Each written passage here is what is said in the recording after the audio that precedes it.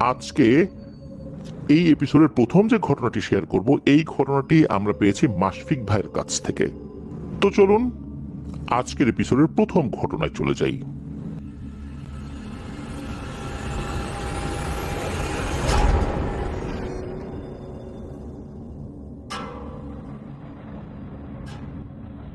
প্রিয় লিসেনার্স, ঘটনা সংগ্রাহক হিসাবে মাশফিক ভাইকে নতুন করে পরিচয় করিয়ে দেবার মতো কিছু নেই। ওনার পাঠানো অসংখ্য ঘটনা আমাদের চ্যানেলে আমরা প্রচার করেছি। স্পেশাল এপিসোড সহ রেগুলার এপিসোডগুলোতেও ওনার অনেক ঘটনা আমরা প্রচার করেছি। উনিও আফনান দ্য হরওয়ালকে ভালোবেসে অনেক ঘটনা আমাদেরকে সংগ্রহ করে দিয়েছেন। এই জন্য ওনার কাছে আমরা কৃতজ্ঞতা জ্ঞাপন করি। শুধু উনি নন, আমাদেরকে যারাই কষ্ট করে ঘটনা পাঠিয়েছেন তারা কিন্তু তাদের ভালোবাসার জায়গা থেকে পাঠিয়েছেন। এই ভালোবাসার মূল্য কিন্তু আমরা কখনোই চোকাতে পারবো না। আমরা শুধু তাদের জন্য দোয়া করতে পারবো, আল্লাহ তাআলা তাদেরকে সুস্থ রাখুন, ভালো রাখুন। মাশফিক ভাই 2024 সালের 17ই ডিসেম্বর নেপালে ঘুরতে গিয়েছিলেন। পোখারা নাগারকোট ঘুরে এসে শেষ 2 দিন উনি থামেল নামক একটা জায়গায় ছিলেন। তখন ভারতীয় একটা হোটেলে খাবার খেতে গিয়ে একজন বাংলাদেশি ভাইয়ের সাথে পরিচয় হয়। তার নাম হচ্ছে মাসুম, তার বাড়ি কুমিল্লাতে। তার সাথে বিভিন্ন বিষয়ে কথা হয়। সে কতদিন ধরে নেপালে আছে, এত দেশ থাকতে নেপালেই কেন এসেছে, নেপালে তো শুধু পাহাড় আর পাহাড়। পরে জানা গেল যে উনার আসলে এই পরিবেশটাই ভালো লাগে। উনি 4 বছর ধরে নেপালে রয়েছেন। তো বিভিন্ন কথা বলতে বলতে, যেহেতু বাংলাদেশি ভাই, ভৌতিক কোনো অভিজ্ঞতা হয়েছে কিনা এখানে এসে, তার কোনো ভৌতিক ঘটনা জানা আছে কিনা এই দেশের, এই বিষয় নিয়ে যখন কথা হয়, তখন ছোটখাটো বিভিন্ন বিষয় নিয়ে কথা বলতে বলতে একটা সময় উনি বলেন যে আমার নিজের সাথে তো আসলে কোনো কিছু হয়নি, যে শুনি আর কি আশেপাশে। তবে আমার সাথে একটা ছেলে কাজ করে যার নাম হচ্ছে সুমান তামাং। সে তার এলাকার একটা ভয়ঙ্কর ঘটনা আমাকে শেয়ার করেছিল, যেটা শুনে আমি রীতিমতো একদম ভয়ে আতঙ্কে জড়সড় হয়ে গিয়েছিলাম। এখনো সেই ঘটনার কথা শুনে আমার গায়ে কাঁটা দিয়ে ওঠে। এই কথা শোনার পর মাশফিক ভাই তো নড়ে চড়ে বসেন। উনি সেই ঘটনাটা শুনতে চান, আফনান ধরওয়ালের কথা বলেন, ইউটিউব থেকে আমাদের এই চ্যানেলটাকেও উনি দেখান। যেহেতু উনি বাংলাদেশি ভাই, তাই উনি বলেন যে ঠিক আছে, ঘটনাটা তো প্রচার করা যাবে, সমস্যা নাই। তবে ঘটনাটা তো একটু বড়, বলতেও তো সময় লাগবে। এখন তো আমরা কাজে খুব ব্যস্ত আছি, এখন কিভাবে বলি, মালিক দেখলে তো রাগারাগি করবে। আপনি কালকে সকাল 11টার দিকে আসেন, তখন দোকানে ভিড় খুবই কম থাকে, তখন কথা বলা যাবে। তো ওই দিনের মতো মাশফিক ভাই চলে আসেন, অপেক্ষায় থাকেন কালকে কখন আবার নাস্তা করার জন্য সকালে ওই হোটেলে যাবেন। তো উনি সকাল 10টার দিকে ওই হোটেলে নাস্তা করার জন্য যান, মাসুম ভাইকেও পেয়ে যান। তখন মাসুম ভাই উনি এই ঘটনাটি বলতে শুরু করেন। তো মাসুম ভাই জানান, এই যে সুমান তামাং যে লোকটা, এটা কিন্তু তার কলিগ আর কি। তো তার বাড়ি হচ্ছে পূর্ব নেপালের ইলাম জেলায়। ভারতের দার্জিলিং ঘেঁষা জেলা হচ্ছে এই ইলাম। ইলাম মূলত নেপালে যে চা বাগান রয়েছে, এই চা বাগানের জন্য বিখ্যাত। যেমন বাংলাদেশের মৌলভীবাজার, সিলেট অঞ্চলগুলো চা বাগানের জন্য বিখ্যাত। এছাড়া ইলামের পাহাড়ি জনপদ আর প্রাকৃতিক সৌন্দর্যের জুড়ি কিন্তু পুরো নেপাল জুড়েই রয়েছে। নেপাল দেশটির এক পাশে রয়েছে চীন, আর এক পাশে ভারত। পাহাড় আর প্রাকৃতিক সৌন্দর্যে নেপাল কিন্তু পৃথিবীর বিভিন্ন দেশের পর্যটকদের কাছে খুবই জনপ্রিয়। ইলাম জেলায় বেশিরভাগই চা বাগান, এর মধ্যে কন্নম চা বাগান বড় এবং বিখ্যাত। ইলাম জেলায় কিন্তু বিভিন্ন আদিবাসী এবং স্থানীয় বিভিন্ন গোত্রের বসবাস রয়েছে। তো ঘটনাটি 1986 সালে ঘটেছিল। আর এই ঘটনাটি সুমান তামাং তার মা বাবার কাছে শুনেছিলেন। একটা সময় নাকি এই ঘটনাটি মানুষের মুখে মুখে ছিল। নেপালের চা বাগানগুলোতে কাজ করা কিন্তু এত সহজ কিছু না। চা বাগানে সাপ, বিচ্ছু, হিংস্র পশু আর অদৃশ্য শক্তির বিস্তর আনাগোনা আছে। কন্নম চা বাগানে 1986 সালে বিষ্ণু সর্পা নামে একজন শ্রমিক কাজ করত। তার 2টা মেয়ে ছিল। একজনের নাম আশু সর্পা আর আরেকজনের নাম ঋতু সর্পা। আশু সর্পার বয়স 17 আর ঋতু সর্পার বয়স ছিল 15 বছর। বিষ্ণু সর্পার স্ত্রীর নাম নির্মলা লামসি। নির্মলা লামসিও চা বাগানে কাজ করে। আশু সর্পা মাঝে মাঝে মায়ের কাজে চা বাগানে সহায়তা করে। ঋতু সর্পাও মায়ের সাথে বাড়িতে তো কাজে যে কাজগুলো রয়েছে সেগুলো তো সহযোগিতা করে। আশু সর্পা আর ঋতু সর্পা দেখতেও সুন্দরী ছিল এবং লম্বা ছিল। কন্নম চা বাগানের যে এলাকায় বিষ্ণু সর্পা কাজ করত, সেখান থেকে পাহাড়ি পথে তার বাড়িতে যেতে 30 থেকে 40 মিনিট সময় লাগতো। পথটা এরকম ছিল আর কি। তো বিষ্ণু সর্পার বাড়ি পাহাড়ি এলাকায় হওয়ায় তিনি পাহাড়ের বিভিন্ন ঢালে তরকারি লাগাতেন, সেটা নিজেরাও খেতেন, আর বাড়তি যেটা হতো সেটা গ্রামের বাজারে বিক্রি করতেন। আশু সরপা আর তার মা নির্মলা লামসি বেশিরভাগ সময় তরকারির যেই বাগান বা ক্ষেত রয়েছে এটা দেখাশোনা করত। একদিন বিকেলবেলা নির্মলা লামসি চা বাগানের কাজ সেরে বাড়িতে ফিরেছে, আর তার স্বামী বিষ্ণু সরপা আসতে দেরি হওয়ায় তিনি তার বড় মেয়ে আশু সরপাকে বলেন তরকারি ক্ষেত থেকে কিছু তরকারি নিয়ে আসতে, রান্না করবে আর কি। আশু সরপা বিকালের দিকে তরকারি আনতে তাদের ওই ক্ষেতটাতে যায়। তার বাড়ি থেকে পাহাড়ি পথে তরকারি খেতে যেতে ম্যাক্সিমাম 20 মিনিট লাগে আর কি। এদিকে প্রায় সন্ধ্যা হয়ে আসে, কিন্তু আশু সরপা বাড়িতে ফেরে না। নির্মলা লামসি চিন্তায় পড়ে যায়, এত সময় তো লাগার কথা না। তখনও বাড়িতে তার স্বামী বিষ্ণু সরপা আসেনি। সন্ধ্যা হয়ে যাওয়ায় তিনি তার ছোট মেয়ে ঋতু সরপাকেও পাঠাতে পারছে না। এদিকে তার মনে নানা ধরনের চিন্তা উকি দিতে থাকে। বহুবার আশু সরপা তরকারি খেতে একা গিয়েছে, কিন্তু কখনো সন্ধ্যা হয়নি। সন্ধ্যার পর বিষ্ণু সরপা বাড়িতে ফেরে, তখন তাকে বিষয়টা জানানো হলে তিনি আশপাশ থেকে 3-4 জন প্রতিবেশীকে সাথে নিয়ে তরকারি খেতের উদ্দেশ্যে রওনা হন। তখন তাদের কাছে ছোট টর্চ লাইট আর কুপি বাতি ছিল। তারা তরকারি খেতে গিয়ে দেখে যে বিভিন্ন গাছ থেকে তরকারি কাটা হয়েছে, মনে হচ্ছে একটু আগে কেউ কেটে নিয়ে গেছে। কোনো কোনো জায়গা থেকে কষ বের হচ্ছে, তার মানে একটু আগে কেটে নিয়ে গেছে, ওখান থেকে কষ পড়ছে। কিন্তু আশু সরপা কোথাও নেই। আশেপাশে মানে যতটুকু জায়গা খোঁজা যায় বা খোঁজার মতো ছিল সব জায়গাতে খুঁজেও আশু সরপাকে পাওয়া যায় না। বিষ্ণু সরপা হতাশ হয়ে বাড়িতে ফেরত আসেন। তাদের সাথে মেয়েকে দেখতে না পেয়ে কান্নায় ভেঙে পড়েন নির্মলা লামসি। বিষ্ণু সরপা আর নির্মলা লামসি তাদের দুই মেয়েকে অনেক বেশি ভালোবাসতেন। কি করবেন, কোথায় যাবেন, কোথায় গিয়ে তাদের মেয়েকে খুঁজবেন কিছুই বুঝতে পারছেন না বিষ্ণু সরপা আর তার স্ত্রী। প্রতিবেশীরা তাদেরকে বুঝ দিয়ে বাড়িতে ফেরত যায়। রাত পেরিয়ে সকাল হয়, কিন্তু আশু সরপা আর ফিরে আসে না। সকালে আশপাশ থেকে আরো কয়েকজনকে নিয়ে আশু সরপাকে খোঁজার জন্য বের হয় বিষ্ণু সরপা। সকাল গড়িয়ে দুপুর, দুপুর গড়িয়ে বিকাল হয়ে যায়। আশপাশ পাহাড়ের উঁচুতে, নিচুতে, ঢালুতে, এমনকি আশেপাশের যেই গ্রামগুলো রয়েছে বিভিন্ন জায়গায় খোঁজ খবর করেও কোনো লাভ হয় না। আশু সরপাকে কেউই দেখেনি, কারো চোখেই পড়েনি, এক কথায় নিরুদ্দেশ। বিষ্ণু সরপা বুক ভরা হতাশা নিয়ে আর কষ্ট নিয়ে বাড়িতে ফেরত আসে। বাড়ির সবাই গতকাল বিকেল থেকে না খাওয়া। আদরের জলজান্ত একটা মেয়ে এভাবে হাওয়া হয়ে গেলে কোন বাবা মা মেনে নিতে পারে? বিষ্ণু সরপা আর নির্মলা লামসি বুঝতে পারে তাদের মেয়ে হারানোর বিষয়টা মোটেও স্বাভাবিক কোনো কিছু না। নিশ্চয়ই তাদের মেয়ের সাথে অস্বাভাবিক কিছু ঘটেছে। তারা সিদ্ধান্ত নেয় তারা কোনো সাধু বা তান্ত্রিকের শরণাপন্ন হবে।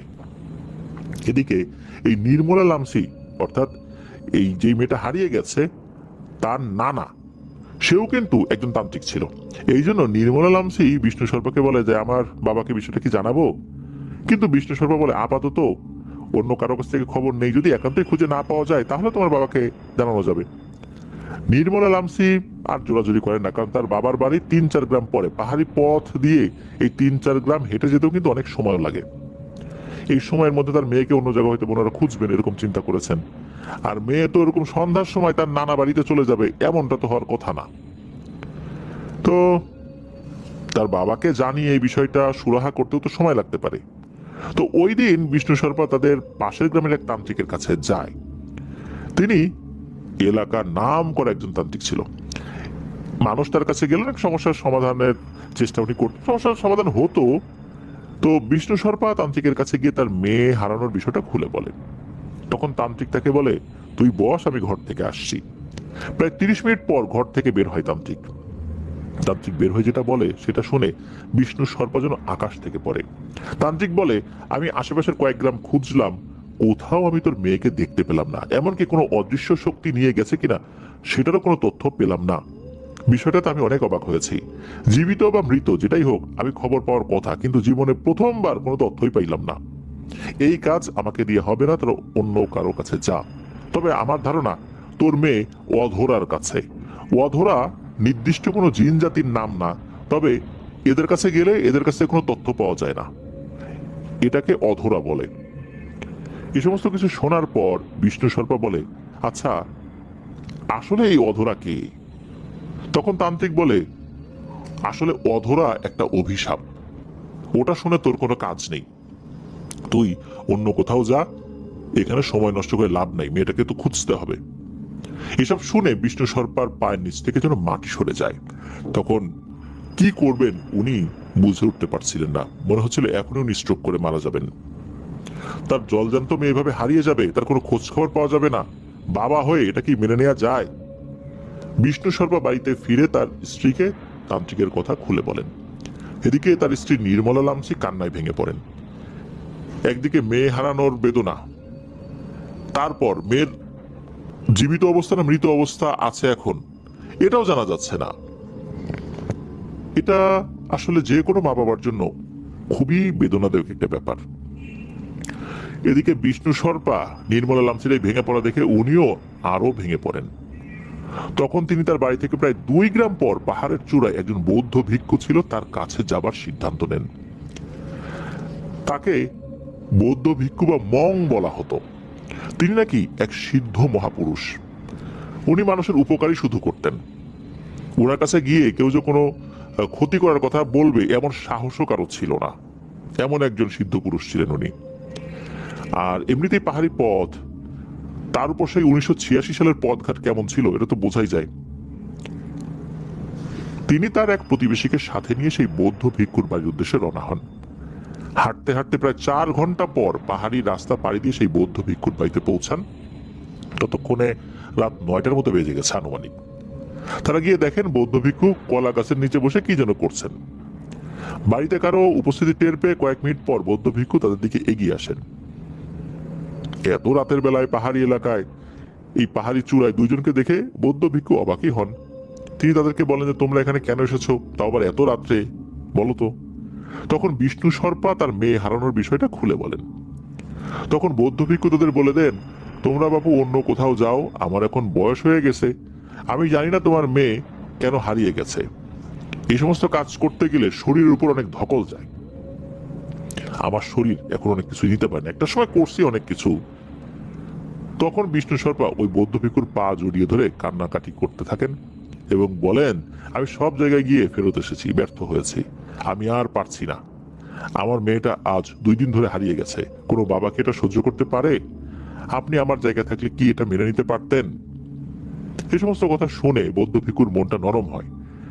তিনি বিষ্ণু সর্পাকে বলেন যে, দেখো বাবু, একটা সময় তো আমার শরীরে অনেক জোর ছিল, মানুষের উপকার করছি, কখনো কারো ক্ষতি করেছি কেউ বলতে পারবে না, কিন্তু তোমার এই বিষয়টার মতো বিষয় এগুলো কিন্তু খুবই কম ঘটে। তুমি যেহেতু আসলে বিপদে পড়ে এসেছো এত কষ্ট করে, আমি দেখি শেষ একটা চেষ্টা করে, কিন্তু কথা দিতে পারবো না। তখন বৌদ্ধ ভিক্ষু তাদের কে বাড়িতে বসতে বলেন। তিনি ঘর থেকে একটা কালো লাঠি আর এক ধরনের পোড়া মাটি ঘরের ভিতর থেকে নিয়ে আসেন। তার ঘরের সামনে ছোট্ট একটু সমান জায়গা ছিল, তিনি সেখানে গোল একটা বৃত্তের মতো আঁকেন। তারপর তিনি বৃত্তের ভেতর তার কাছে থাকা পোড়া মাটি ছিটিয়ে দেন এবং মনে মনে মন্ত্র পড়তে থাকেন। বিষ্ণু সর্পা আর তার সাথে যাওয়া প্রতিবেশী সবই দেখছিলেন। অনেক সময় মন্ত্র পড়ার পর তিনি তার হাতে থাকা লাঠিটা সেই বৃত্তের মধ্যে খাড়া করে ধরে হাতটা ছেড়ে দেন। লাঠিটা কিন্তু যে কোনো এক পাশে পড়ে যাবার কথা, কিন্তু না, পড়লো না। লাঠিটা ঠায় কিছুক্ষণ দাঁড়িয়ে থেকে কি করলো, ওই বৃত্তের ভিতরে একা একাই ঘুরতে থাকলো, বৃত্তের বাইরে যাচ্ছে না, ওই ঠায় কিছু সময় দাঁড়িয়েছিল, এরপর ঘোরা শুরু করেছে। বড় বৃত্তের ভেতর লাঠিটা অনেক সময় একা একা ঘুরছে কিন্তু কোথাও দাঁড়াচ্ছে না। এভাবে আনুমানিক 30 মিনিটের মতো ঘুরলো। ঘোরার পর লাঠিটা একদম অটোমেটিক্যালি বৌদ্ধ ভিক্ষুর হাতে চলে আসে, বৃত্ত থেকে বাইরে বের হয়ে। বৌদ্ধ ভিক্ষুর মুখ দেখে তখন মনে হচ্ছিল তিনি হতাশ হয়েছেন, তার মুখটাও মলিন হয়ে গেছে। তিনি তখন বিষ্ণু সর্পাকে বলেন, দেখো বাবা, আমি পুরো নেপালের এপাশ থেকে ওপাশ লাঠি চালিয়েছি, কিন্তু আশ্চর্যের বিষয় হচ্ছে বৃত্তের কোথাও আমার লাঠিটা দাঁড়ালো না। তার মানে তোমার মেয়ে পুরো নেপালের কোথাও নেই। এটা কিভাবে সম্ভব আমি বুঝতে পারছি না। একথা শোনার পর বিষ্ণু সর্পা হতাশ হয়ে মাটিতে বসে পড়েন। এটা উনি কি শুনলেন সেটাই উনি বুঝতে পারছেন না। বৌদ্ধ ভিক্ষু তাদের দুজনকে বাইরে বসতে বলে তিনি আবার ঘরে চলে যান এবং বলে যান, আমি না আসা অবধি এই বৃত্তের ভেতরে উকি ঝুঁকিও দিবা না, তোমরা আবার আগ্রহ করে এই বৃত্তের ভিতরে ঢুকতে যেও না কিন্তু। ওনারা বসে আছেন। প্রায় 1 ঘন্টা পর বৌদ্ধ ভিক্ষু বাইরে বের হন। এবার তিনি ছোট একটা বোতল আর কালো এক প্রকার তেল নিয়ে আসেন। তো বাইরে এসে তার হাতে থাকা সেই লাঠিতে বোতল তা রাখেন ওখানে, আর তেলটা বের করেন। ওই তেলটা আবার বোতলের মধ্যে প্রথমে ঢালেন, আবার বোতল থেকে ওই তেলটা বের করে ওই লাঠিতে মাখাতে থাকেন। তারপর পোড়া মাটি তো আগে থেকেই ছিল, ওই যে প্রথম যে বৃত্তটা ছিল ওই বৃত্তের ভিতরে আবার কিছু মাটি ছিটিয়ে দেন। এরপর ওই লাঠিটা বৃত্তের ভিতরে আবার ছেড়ে দেন ঠিক আগের মতো করে। এবার মনে হচ্ছে লাঠিটা যেন আগের চেয়ে দ্বিগুণ গতিতে বৃত্তের মধ্যে ঘুরপাক খাচ্ছে। একটা সময় লাঠিটা বৃত্তের বাইরে বের হওয়ার জন্য মনে হচ্ছে ছটফট করছে, কিন্তু বের হতে পারছে না। এই চারদিকে যে গন্ডি আছে ওই গন্ডির ওখানে আটকে গেছে। এটা দেখে বৌদ্ধ ভিক্ষু বুঝতে পারেন লাঠিটা বৃত্ত থেকে বের হতে চাচ্ছে, কোনো কিছু একটা সন্ধান সে পেয়েছে। তখন বৌদ্ধ ভিক্ষু বৃত্তের এক কোণা তার হাতের আঙ্গুল দিয়ে একটুখানি ফাঁকা করে দেন। সাথে সাথে লাঠিটা ওই ফাঁকা দিয়ে বের হয়ে বৃত্তের চারপাশে দাগের একটা জায়গায়, দাগের ঠিক 1 ইঞ্চির মতো দূরে গিয়ে দাঁড়িয়ে পড়ে।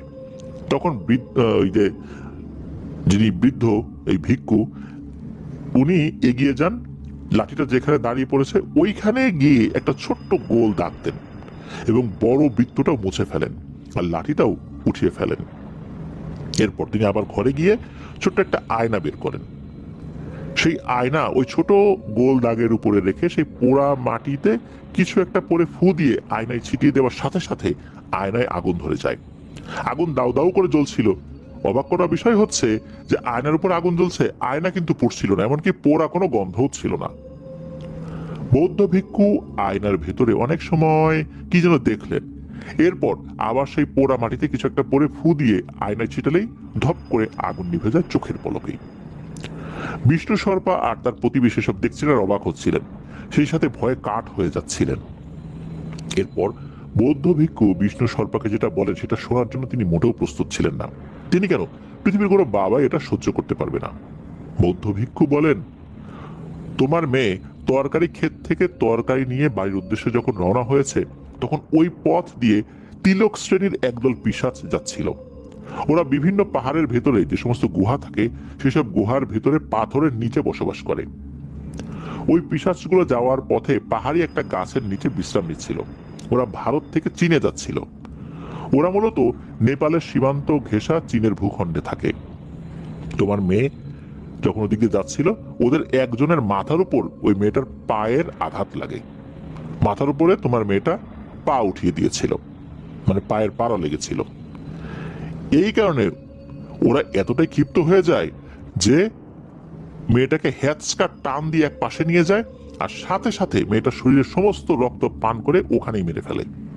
এরপর তাকে নিয়ে ওদের সীমানার মুখে কোনো এক গুহার পাশে রেখে দিয়েছে। তিলক শ্রেণীর পিশাচদের কোনো ধর্ম নেই, এদের কোনো দয়া মায়া নাই, এরা মানুষের রক্ত পান করে অনেক বেশি শক্তিশালী হয়। ওরা তোমার মেয়ের লাশও পাহারা দিয়ে রেখেছে।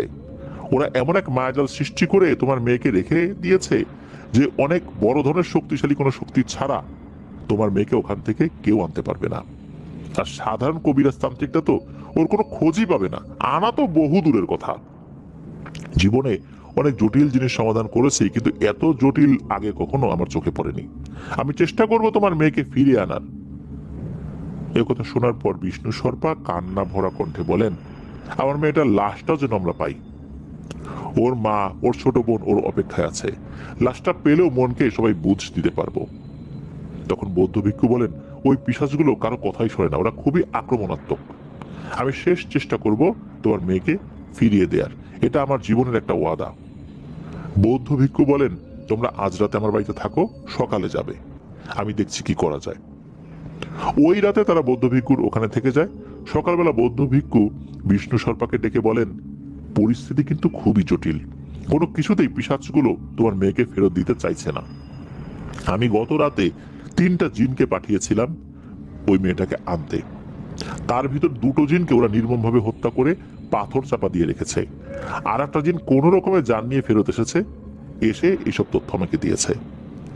এরপর আমি সারা রাত এই বিষয় নিয়ে চিন্তা ভাবনা করি কিভাবে কি করা যায়। তোমার মেয়েকে ফেরত আনা অত্যন্ত কঠিন। তোমার মেয়েকে ফেরত আনলেও তো লাশটাই পাবে। এখন দেখো চিন্তা ভাবনা করে, মেয়েটাকে ফেরত আনতে চাও? আমি আমার জীবনের সকল বিদ্যা দিয়ে শেষ চেষ্টা করব, তবে তুমি এখন বাড়িতে ফেরত যাও। তুমি শুধু এতটুকু জানিয়ে যাও মেয়েটাকে তুমি চাও কিনা, তার লাশ চাও কিনা। তখন বিষ্ণু শর্মা বলেন যে হ্যাঁ আমি চাই। এরপর বৌদ্ধ ভিক্ষু বলেন ঠিক আছে তুমি বাড়িতে ফেরত যাও, আমি খবর পাঠাবো, খবর পাঠালে তুমি আসবা।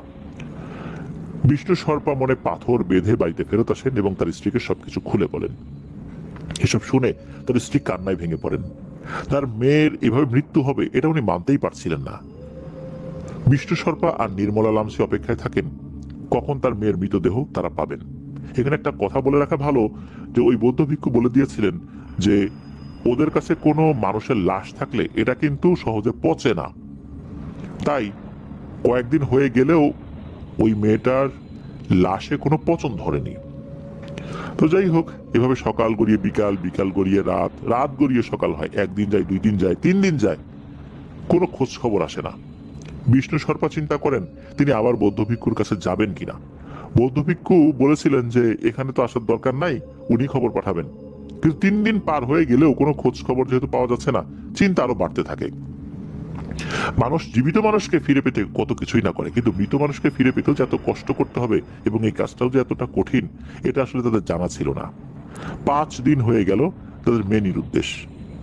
এখনো নির্মলা লামসি তার বাবা তাকে কিন্তু কিছু জানায়নি, যিনি তান্ত্রিক। নির্মলা লামসির বাবা তো একসময় তান্ত্রিক ছিল, কোন এক অজানা কারণে তিনি এই পেশাটাকে ছেড়ে দিয়েছেন।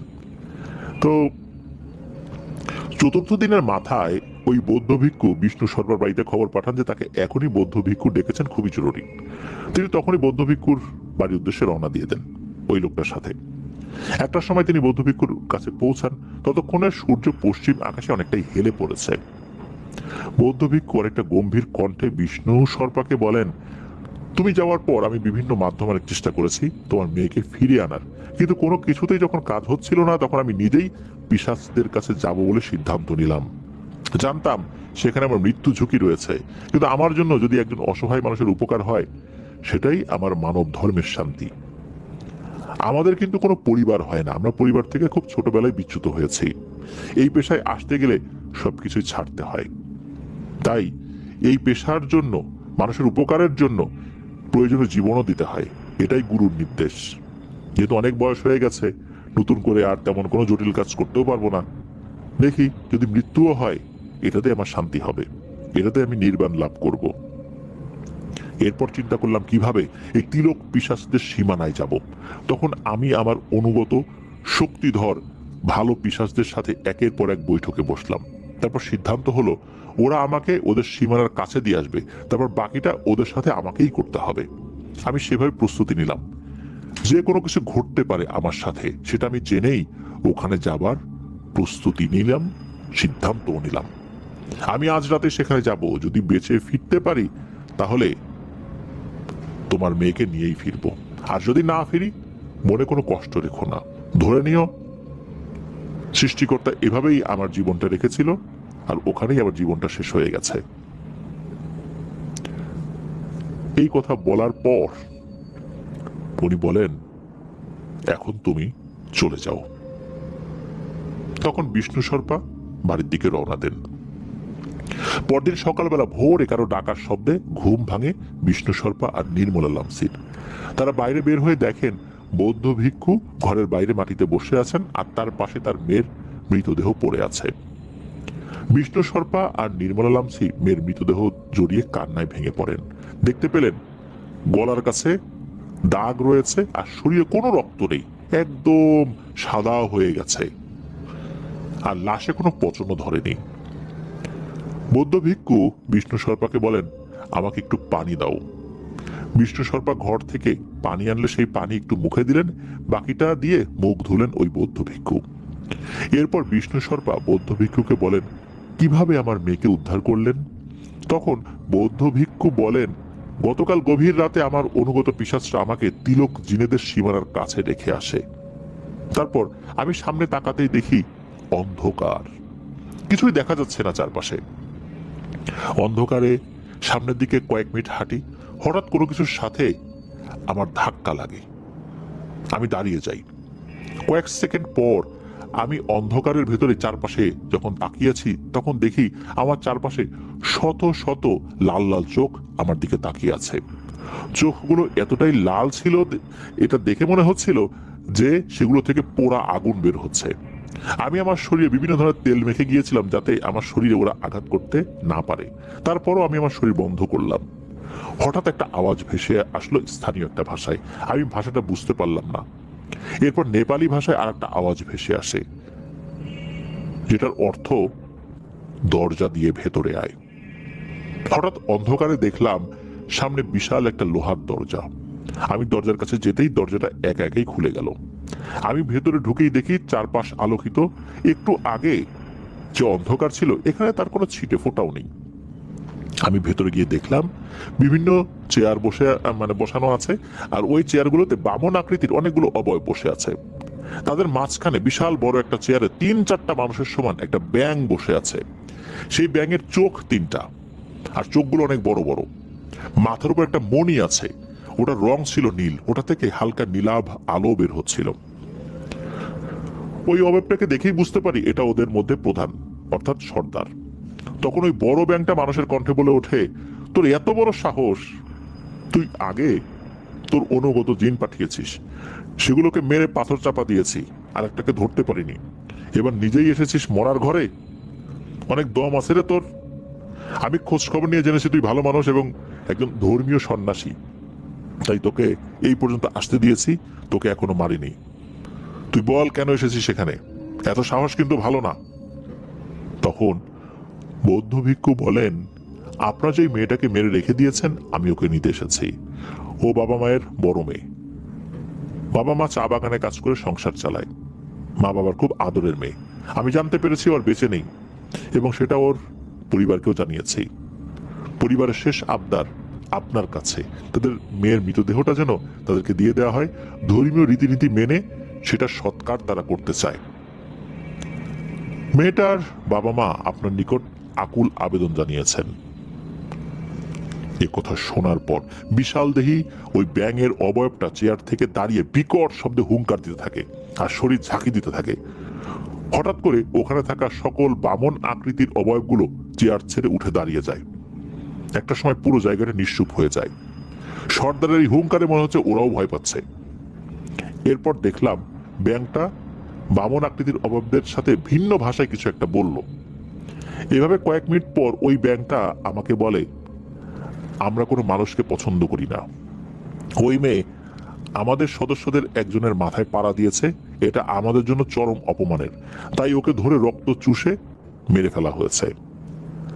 মানুষের রক্তের আমাদের খুব প্রয়োজন হয়, আর মাঝে মাঝে এই রক্ত খেয়েই আমরা আমাদের শক্তি বৃদ্ধি করি। এ কথা বলার পর আবার নাকি বিভৎসর বিকট শব্দে হাসতে থাকে।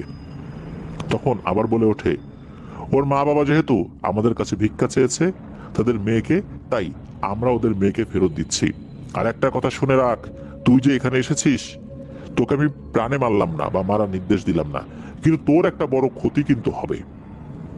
তখন ব্যাংকটা কি যেন একটা ইশারা দিল, সাথে সাথে মেয়েটার মৃতদেহ কোথা থেকে যেন এসে ওই বৌদ্ধ ভিক্ষুর সামনে পড়ে গেল। তখন ব্যাংকটা বলে, আমার সীমানার বাইরে যা, এখন কিন্তু মেয়েটার লাশ ধরতে পারবি না, সীমানার বাইরে যা, মেয়েটার লাশ ওখানে আবার পাবি। তখন আমি পেছন ফিরে হাঁটা ধরি। হঠাৎই চারপাশ আবার অন্ধকার। কয়েক মিনিট হাঁটার পর আমার মুখে অনেক জোরে একটা চর অনুভব করি। চর খেয়ে আমি মাটিতে পড়ে যাই। তখনই আমার অনুগত পিশাচগুলো আমাকে ধরে ফেলে। তখন দেখি মেয়েটার মৃতদেহ আমার পাশেই, ওই পিশাচগুলো দিয়ে গেছে। এরপর আমি আমাদের যে পিশাচ আছে এই পিশাচদেরকে বলি আমাকে বিষ্ণু সরকার বাড়িতে পৌঁছে দিতে। তারপর ওরা আমাকে এখানে নিয়ে আসে। তোমার মেয়ের মৃতদেহ ফেরত আনতে পারছি, এটাই সৃষ্টিকর্তার কাছে কৃতজ্ঞতা জ্ঞাপন করছি। দ্রুত মেয়ের সৎকার ব্যবস্থা করো, আমি এখন চলে যাব। আমি এখন আর কথা বলার অবস্থায় নাই, আমাকে বিশ্রাম নিতে হবে। এই কথা বলে বৌদ্ধ ভিক্ষু হাঁটতে হাঁটতে চলে গেলেন। ওই দিনই বিষ্ণু সরকার মেয়ের সৎকার করা হয়। নির্মলা লামসি তার বাবাকে খবর পাঠালে তার বাবা তাদের বাড়িতে আসেন, সব ঘটনা শোনেন। তখন নির্মলা লামসির বাবা বলেন, আমাকে কেন এতটুকু জানালি না? বৌদ্ধ ভিক্ষু অনেক উপকার করছে রে মা। তোর বুক যারা খালি করেছে, তোর মেয়েকে যারা মেরেছে, আমি তাদেরকে এত সহজে ছেড়ে দিব না। তবে সাবধান, তোর কিন্তু আরেকটা মেয়ে আছে, ওকে চোখে চোখে রাখবি। কেননা তিলক পিশাচগুলো অবিবাহিত মেয়েদের রক্ত পান করে শক্তিশালী হয়। এরা সরাসরি শয়তানের দাস, এছাড়া ওদের কোনো ধর্ম নেই। গ্রামের মানুষদের ভিতর একটা চাপা আতঙ্ক তৈরি হয় এই ঘটনার পর। মানুষ ভয়ে একা কোথাও যায় না। এভাবে চলে যায় দিন, কেটে যায় 6 মাস। 6 মাসের মধ্যে অন্য ধরনের কোনো সমস্যা হয়নি ওই গ্রামে। আশু সরপার কথা মানুষ ভুলতেই শুরু করেছে। একদিন চা বাগানের কাজ শেষ করে বিষ্ণু সরপা আর নির্মলা লামসি বাড়িতে এসে দেখে একটা ভয়ঙ্কর দৃশ্য। তাদের ছোট মেয়ে ঋতু সরপা গলায় দড়ি দিয়ে ঘরের উপরের দিকে যে কাঠ রয়েছে ওই কাঠের সাথে ঝুলছে। এটা দেখে বিষ্ণু সরপা আর নির্মলা লামসি চিৎকার চেঁচামেচি করে, কান্নাকাটি শুরু করে। আশপাশ থেকে প্রতিবেশীরা আসলে সবাই মিলে ঋতু সরপাকে নামিয়ে নিচে শুইয়ে দেয়। দুটো মেয়েই আর পৃথিবীতে নেই, এটা কোনোভাবে মেনে নিতে পারছেন না বিষ্ণু সরপা আর নির্মলা লামসি। ওই রাতেই নির্মলা লামসির বাবা, যার নাম হচ্ছে লালু লামসি, তাকে খবর পাঠানো হয়। ভোর হতে হতে লালু লামসি নির্মলাদের বাড়িতে এসে পৌঁছায়। প্রতিবেশীরাও তো সেখানে ছিল। পাহাড়ি প্রতিবেশীরাও কিন্তু দূরে দূরে থাকে, আসতেও তাদের সময় লাগে, খবর পেতেও সময় লাগে। পাহাড়ি ঘর বাড়িগুলি কিন্তু অনেক দূরে দূরে হয়, দেখা যাচ্ছে যে একটা পাহাড়ে একটা বাড়ি, তো খবর পেতে তাদের সময় লাগবে। লালু লামসি এসে তার নাতনিকে দেখে খুব কান্নাকাটি করে। উনি অবাকও হয়েছেন, মনে হচ্ছে উনি কিছু একটা আঁচ করতে পেরেছেন। তিনি অবশ্য তখন বিষয়টা চেপে যান। তাদের ধর্ম মেনে ওই দিনই ঋতু সরপার সৎকার করা হয়। ঋতু সরপা যে কাপড় পরা অবস্থায় মারা গিয়েছেন সেই কাপড়ের কিছুটা অংশ এবং যে দড়ি গলায় দিয়ে ঝুলছিলেন সেই দড়ি যত্ন সহকারে রেখে দেন তার নানা লালু লামসি। তিনি সেদিনই তার মেয়েকে ছুঁয়ে শপথ করেন তার 2 নাতনির হত্যার প্রতিশোধ তিনি নেবেন, আর তাতে যদি তাকে তার পুরনো কাজে ফিরতে হয় তাতেও তিনি ফিরবেন। তিনি এই হত্যার প্রতিশোধ চান। দুটো মেয়ে যাদের কোনো শত্রুই নাই, কি কারণে তাদেরকে মরতে হলো? ধরে নিলাম যে প্রথমে যে মারা গেছে সে ভুল করে ফেলেছিল, কিন্তু এই যে ঋতু সরপা, সে কি করেছে? একে কেন মারা হলো? এসব রহস্য কিন্তু দানা বাঁধতে থাকে গ্রামবাসীর মনে, বিষ্ণু সরপার মনেও, তার স্ত্রীর মনেও। 2 মেয়েকে হারিয়ে অনেকটা নির্বাক হয়ে যান বিষ্ণু সরপার, নির্মলা লামসি। তো ঘটনাটা কিন্তু এ পর্যন্তই। প্রিয় লিসেনার্স, এই ঘটনার দ্বিতীয় অংশ সংগ্রহ করার জন্য মাস্টার ভাই চেষ্টা চালিয়ে যাচ্ছেন। বিশেষ করে যার কাছ থেকে উনি এই ঘটনার প্রথম অংশ পেয়েছিলেন তার সাথে উনি যোগাযোগ রাখছেন। উনি চেষ্টা করবেন যে কেন এই ঋতু সরপা গলায় দড়ি দিয়ে আত্মহত্যা করেছিল, কোন প্রভাবে। আর এই যে লালু লামসি, ঋতু সরপার যিনি নানা, উনি কেন এই তান্ত্রিক বিদ্যা ছেড়ে দিয়েছিলেন। উনি কি আসলেই পরবর্তীতে প্রতিশোধ নিতে পেরেছিলেন ওই তিলক পিশাচদের উপরে? এটা কিন্তু সংগ্রহ করার চেষ্টা চলছে। উনি অনেকটাই সংগ্রহ করে ফেলেছেন, মাশফিক ভাই আমাকে জানিয়েছেন। লিখতেও সময় লাগবে, দেখা যাচ্ছে এগুলো পুরোপুরি লিখতে গেলেও বেশ দেরি হয়ে যেতে পারে, আমাদের এপিসোডটাও প্রচারিত হতে দেরি হয়ে যেতে পারে। এই জন্য প্রথম অংশটা উনি পাঠিয়ে দিয়েছেন। প্রিয় লিসেনার্স, আশা করছি এই অংশটুকু আপনাদের ভয়ের শিহরণ জাগাতে সক্ষম হয়েছে, তিলক পিশাচদের সম্পর্কে কিছুটা হলেও জানতে পেরেছেন। আমরা পরবর্তীতে দ্বিতীয় অংশ পেলে তিলক পিশাচদের সম্পর্কে আরো অনেক কিছু জানতে পারবো ইনশাল্লাহ। ধন্যবাদ জানাচ্ছি মাশফিক ভাইকে ওনার পাঠানো ঘটনার জন্য।